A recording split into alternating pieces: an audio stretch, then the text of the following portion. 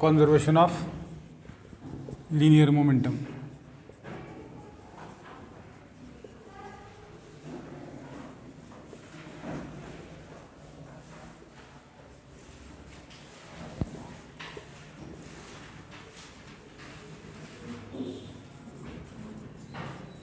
त्याच्यात दोन मेथड आहेत म्हणून तुम्हाला सांगितलं होतं.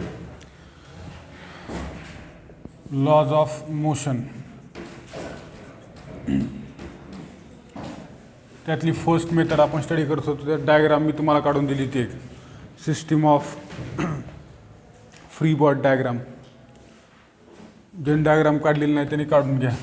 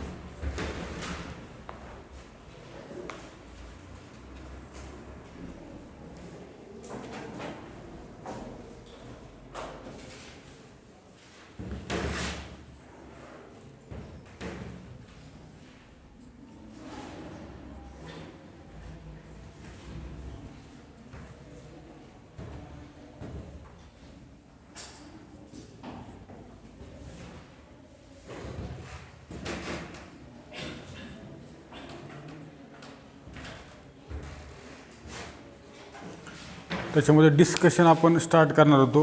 काय काय म्हणलं होतं मी तुम्हाला. Consider the arrangement as shown in figure. Pulleys P1, P3 and P4 are fixed. P1, P3 आणि P4 या तीन पुलीज फिक्स्ड आहेत आणि याची मोशन या दोन पुलीवर डिपेंड आहे. अशी एक अरेंजमेंट आहे. तिथं आपण फोर्स अप्लाय केला होता 100 न्यूटनचा इकडल्या बाजूला. T is equal to F. इथला जो फोर्स आहे हा आहे 100 न्यूटन. ज्या ठिकाणी अँगल जो आहे हॉरिझॉन्टल सोबत इथला अँगल आहे theta is equal to 60 degree. बरोबर आहे. त्याच्यावर डिस्कशन आहे खाल्ल्या डिस्कशन म्हणून.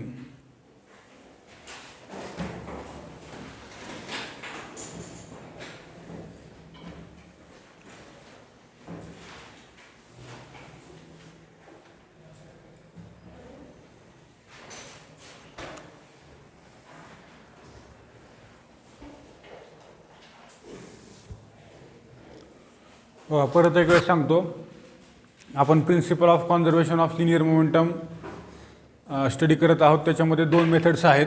या डायग्राममध्ये काय सांगितलं त्यांनी, एक 4 पुलीज आहेत. बरोबर आहे. त्याच्यावरून एक समजा रोप वायर अटॅच केलेली आहे एकमेकाला आणि काही वेट्स अटॅच केलेले आहेत. तर याच्यामध्ये 1, 2 आणि 3 पुलीज कशा आहेत, फिक्स्ड आहेत. आणि इथं जी रोप वायर आहे त्या रोप वायरला इथं आपण एक बॉक्स अटॅच केलेला आहे. या बॉक्सचा इथं आपण नॉर्मल रिॲक्शन फोर्स दाखवला आहे. खालच्या बाजूला वेट आहे आणि या डायरेक्शनला एक फोर्स दाखवलेला आहे जो आहे 10 न्यूटन. हा आहे कॉन्स्टंट अपोजिंग फोर्स किंवा फ्रिक्शनल फोर्स असं ज्याला म्हणतो आपण, स्टॅटिक फ्रिक्शनल फोर्स. ज्यावेळेस कुठलाही ऑब्जेक्ट फॉरवर्ड डायरेक्शनला एखाद्या सरफेसवर मूव्ह होतो त्यावेळेस त्याच्या बॅकवर्ड डायरेक्शनला एक्झॅक्टली अपोजिट डायरेक्शनला इक्वल मॅग्निट्यूडचा एक फोर्स जनरेट होतो. त्याला म्हणतो आपण फ्रिक्शनल फोर्स किंवा स्टॅटिक फ्रिक्शनल फोर्स. तो या ठिकाणी 10 न्यूटन आहे. याच्या व्यतिरिक्त कुठलाही अपोजिंग फोर्स या सिस्टीममध्ये प्रेझेंट नाही असं त्यांनी सांगितलेलं आहे किंवा असं आपण कन्सिडर करणार आहोत. अपोजिंग फोर्स म्हणजे कुठला, समजा एखाद्या ऑब्जेक्टला किंवा एखाद्या मशीनला आपल्याला मोशनमध्ये आणायचं आहे. समजा या बॉक्सला मी इकडे ओढणार आहे त्यावेळेस काय होईल, बॉक्स इकडे मूव्ह झाल्यामुळं ही जी पुली आहे त्याच्यावरची जी रोप वायर आहे ती मूव्ह होणार आहे.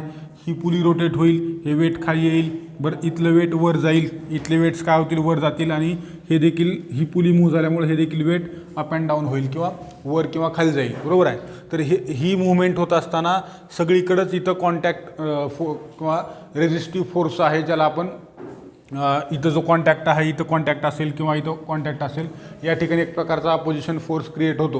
पण इथं आपण कुठल्याही प्रकारचा याच्या व्यतिरिक्त इथं जो फोर्स आहे कॉन्स्टंट अपोजिंग फोर्स, याच्या व्यतिरिक्त दुसरा कुठलाही फोर्स सिस्टीममध्ये प्रेझेंट नाही असं आपण कन्सिडर करणार आहोत. आणि मग पुढे डिस्कशन आहे. पुढल्या डिस्कशन त्याच्यामध्ये हल्ल्या अंटिल 1 kg मास इथं आहे 1 kg mass.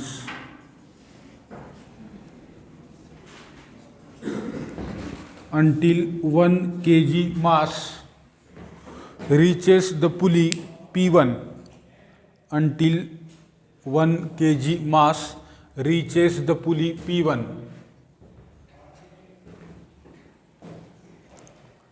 The motion of 1 kg and 2 kg masses. The motion of 1 kg and 2 kg masses. The motion of 1 kg and 2 kg masses is identical.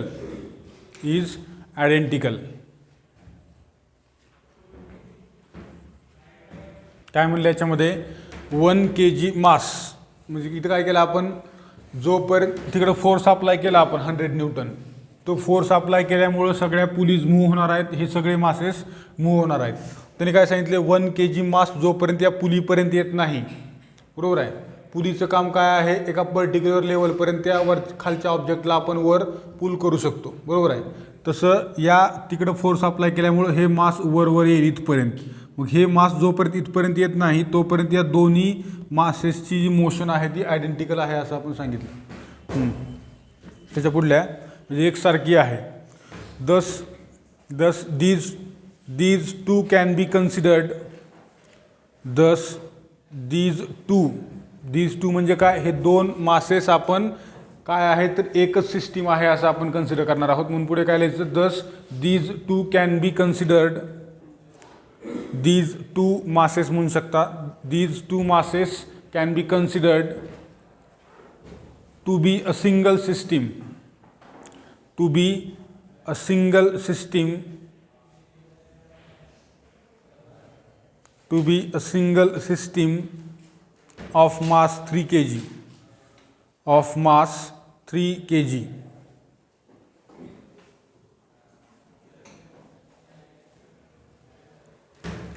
त्याच्या पुढल्या कंटिन्यू करा. Except for knowing the tension T3. Except for knowing the tension T3. आता इथं असणारं tension जे आहे ते आपण दाखवलेलं आहे T2 इथलं, आणि इथं असणारं जे टेन्शन आहे ते T3. हे जोपर्यंत T3 टेन्शन आपल्याला माहीत होत नाही तोपर्यंत हे दोन्ही पण मासेस 1 + 2 = 3 kg ही एकच सिस्टीम आहे असं आपण कन्सिडर करू शकतो. टेन्शन म्हणजे काय कळते का, समजा आपण हातामध्ये एक बॅग उचलली, आपल्या हातावर ताण येतो का नाही, ते काय प्रकारचं टेन्शन आहे, बरोबर आहे. टेन्शन कुठल्या डायरेक्शनला असेल, आपण हातामध्ये बॅग उचलली, टेन्शन कुठल्या डायरेक्शनला असेल, कुठं असेल, डाऊनवर्ड डायरेक्शनला, बरोबर आहे का, बरोबर आहे. काय बरोबर आहे सांगू, तुझ्या पाठीमागचा ते तुझ्या मागचा, हां तूच सांग. मास्क नाही तोंडाला,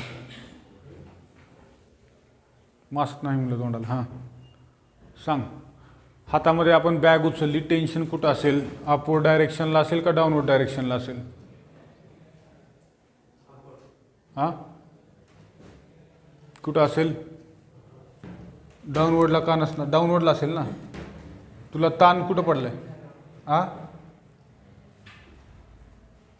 ताण कुठं पडला तुला, तुझ्या बाजूचा. समजा हा हात आहे आणि ही खालच्या बाजूला बॅग आहे, बरोबर आहे. मग टेन्शन कुठं असेल, अपवर्डला असेल का डाऊनवर्डला असेल,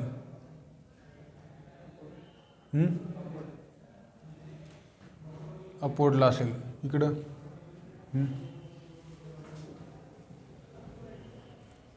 तुला काय वाटतं?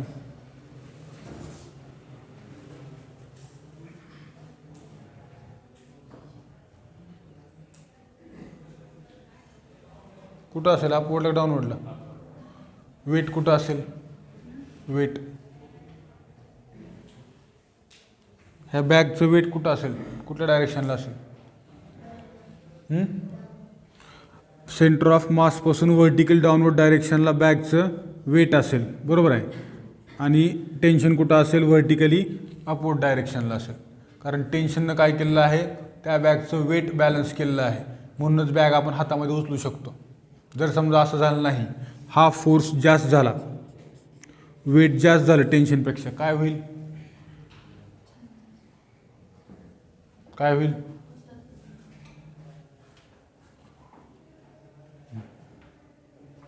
समजा वेट जास्त झालं टेन्शनपेक्षा तर काय होईल? बरोबर आहे, सांगा. बॅग उचलणार नाही, बरोबर आहे. जर उचलायचा प्रयत्न केला तर समजा त्याचा एकतर आपला हात तुटून जाईल, बॅग तुटून जाईल. म्हणजे टेन्शन जर इक्वल असेल वेटच्या किंवा त्यापेक्षा जास्त असेल कॅपेबल त्याला त्या बॅगला करण्यासाठी, तरच आपण बॅग हातामध्ये उचलू शकतो. तसं या ठिकाणी या सिस्टीममध्ये देखील तर टेन्शन आहे. इथं जी स्ट्रिंग वापरली आहे, बसा खाली, इथं जी स्ट्रिंग वापरली आहे या स्ट्रिंगवर देखील टेन्शन आहे. तर ते टेन्शन या ठिकाणचं T3 आहे आणि या ठिकाणचं T2 आहे.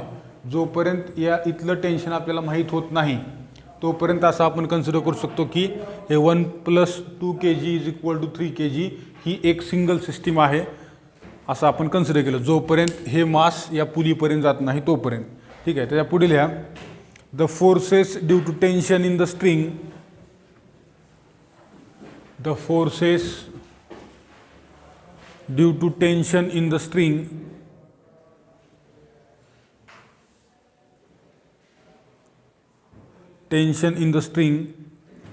joining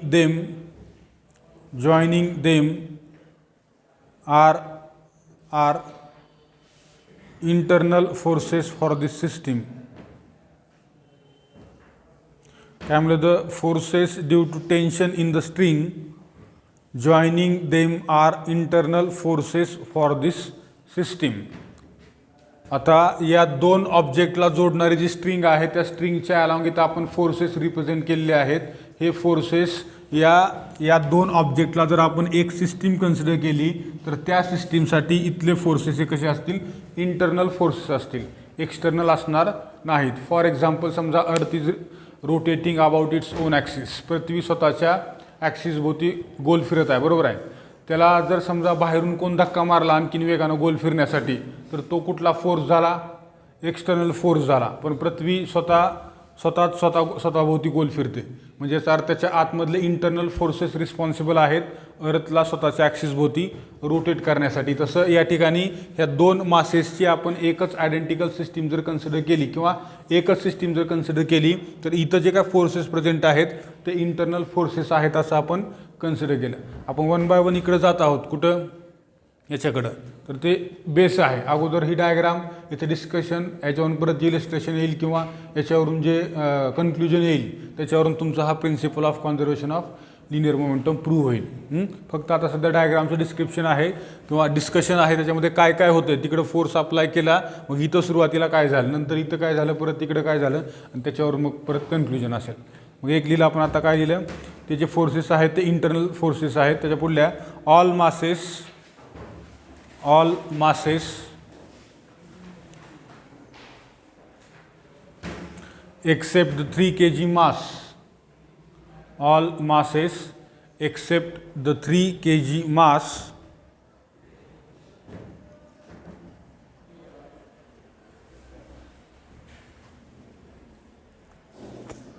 all masses except the 3 kg mass are traveling same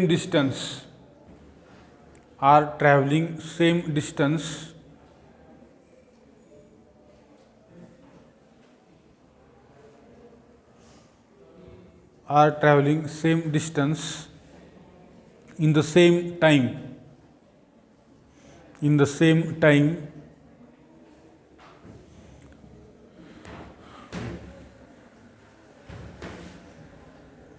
इथं काय म्हणलं आपण 3 kg मास सोडून यानं जेवढं डिस्टन्स ट्रॅव्हल केले जेवढ्या वेळामध्ये तेवढंच या देखील मासनं ट्रॅव्हल केलेलं आहे, तेवढंच या देखील मासनं ट्रॅव्हल केलेलं आहे असं आपण लिहिलं आता. ज्यावेळेस आपण फोर्स अप्लाय केला त्यावेळेस सेम टाईममध्ये 1, 2 आणि 3 या तिघांनी पण सेम टाईममध्ये सेम डिस्टन्स कव्हर केलं. पुढल्या दस देअर ॲक्सलरेशन्स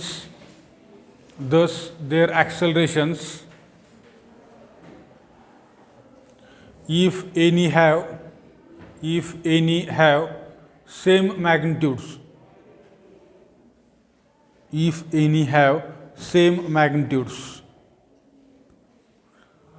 सेम टाईममध्ये सेम डिस्टन्स म्हणजे त्यांचं थोडक्यात त्या ठिकाणचं ॲक्सलरेशन पण तिघांचं कसं असेल, सेम असेल. कारण acceleration is directly proportional to distance. कसं बघा इकडे मी सांगतो. ॲक्सलरेशनचा फॉर्म्युला काय आहे, A is equal to rate of change of velocity with respect to time म्हणजे ॲक्सलरेशन, बरोबर आहे. परत आपल्याला माहीत आहे velocity is equal to rate of change of distance divided by किंवा डिस्प्लेसमेंट डिवायडेड बाय टाईम म्हणजे वेलॉसिटी आहे.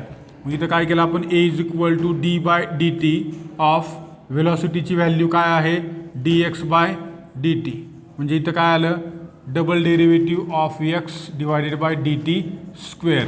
याच्यात आपल्याला काय दिसतं की ॲक्सलरेशन आणि डिस्प्लेसमेंट कशा आहेत, एकमेकाला प्रपोर्शनल आहेत. म्हणजे ॲक्सलरेशन डिस्प्लेसमेंटवर डिपेंड आहे, डिस्प्लेसमेंट देखील ॲक्सलरेशनवर डिपेंड आहे. जर इथं समजा 1, 2 आणि 3 ऑब्जेक्ट्स सेम टाईममध्ये सेम डिस्टन्स कव्हर करत असतील तर तिघांचं ॲक्सलरेशन कसं असेल या फॉर्म्युल्यावरून सेम असेल. म्हणून इथं आपण काय म्हणलं, जर तिन्ही पण मासेस फक्त हे सोडून 1, 2, 3 किंवा हे जे काय 2 मासेस आहेत हे 2 मासेस जर समजा सेम टाईममध्ये सेम डिस्टन्स कव्हर करत असतील तर त्यांचे ॲक्सलरेशन देखील सेम असतील असं लिहिलं आपण. त्या पुढल्या if the string yes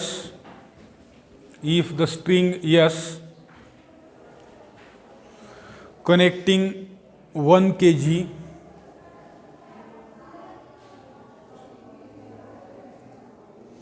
if the string S connecting 1 kg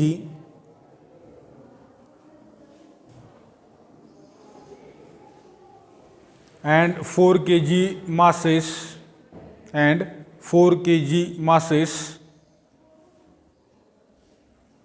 moves by x,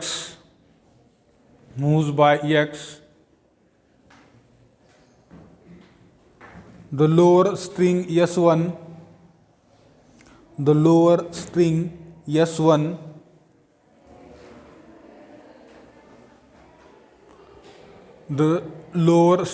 S1 holding the 3 kg mass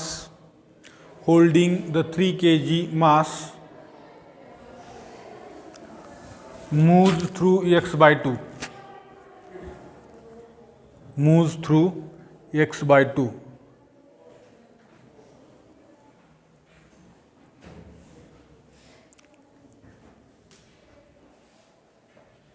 काय म्हणले तर आपण, जर समजा यस ही जी स्ट्रिंग आहे इकडली, या स्ट्रिंगला आपण यस नाव दिलं आणि इथली जी स्ट्रिंग आहे ती S1 आहे.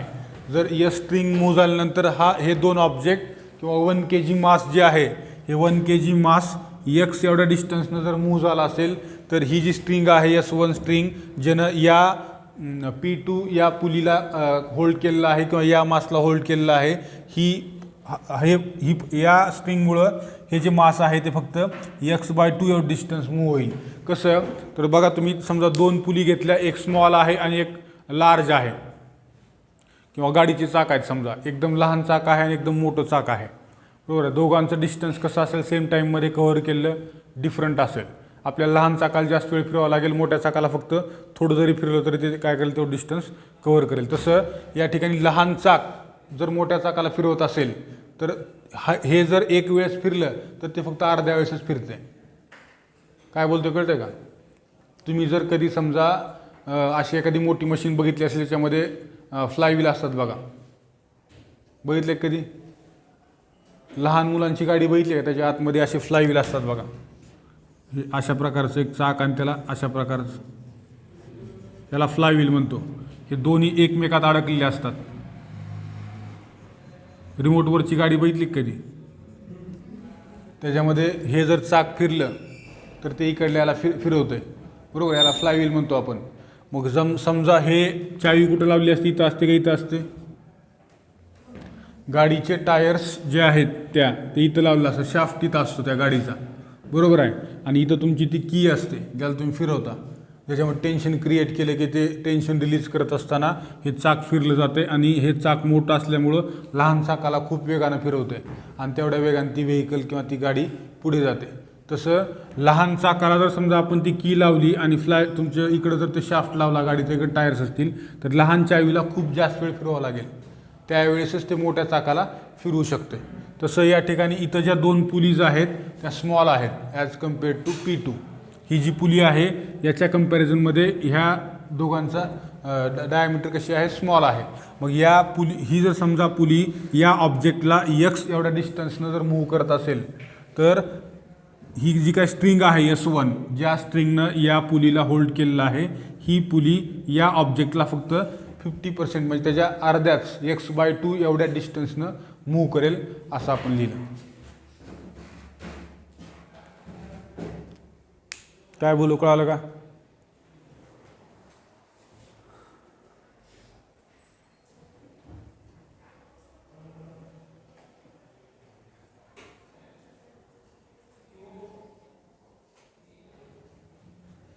काय बोलू, कळालं का? डायग्राम काय लिहिलं आपण? 1 kg इथं आहे आणि 4 kg इथं आहे. मी तुम्हाला सांगितलं दोन्ही पण पुलीज कशा आहेत, सारख्या आहेत, ह्या 2 आयडेंटिकल आहेत. फक्त हीच पुली जी आहे P2 ही कशी आहे, त्या दोघांपेक्षा मोठी आहे. जर समजा इकडे आपण फोर्स अप्लाय केला, या डायरेक्शनला ओढलं समजा त्या मासला, तर ही पण पुली मूव्ह होईल, ही पण मूव्ह होईल. आणि या दोघांना अटॅच कोण आहे, ही आहे. जर ही पुली मूव्ह जाईल तरच ही होणार आहे, नाहीतर ही मूव्ह होऊ शकत नाही. म्हणजे या 2 जर पुलीज मूव्ह झाल्या तरच ही मूव्ह होऊ शकते. आता इथं काय केलं, या दोघांना आपण एवढं मूव्ह केलं की 1 kg मास आणि 4 kg मास x एवढ्या डिस्टन्सनं मूव्ह झाले, म्हणजे समजा 1 सेंटीमीटरनं मूव्ह झाले, बरोबर आहे.